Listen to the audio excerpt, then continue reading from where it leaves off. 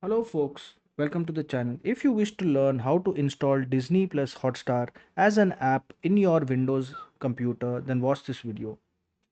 Now folks, for some of us in India it should definitely be Disney plus Hotstar, but if you're abroad it is only the Disney app. So to do that we need to look for Disney plus Hotstar in any search bar, and then we will go to the site Disney plus Hotstar here, and then you can see this. We'll just click on the three buttons here, click on apps, and we'll click install this site as an app, and then click on install. And then once it is installed, there you go,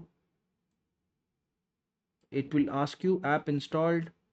Should I pin to the taskbar? Should I pin it to start? Should I create a desktop shortcut? You can say yes. Auto start on device login, you can click on yes and then click on allow, and you see now it is installed on my computer as an app. If I want to access it, then I can just go to Disney Hotstar and it will show as an app, and I will have all this options left.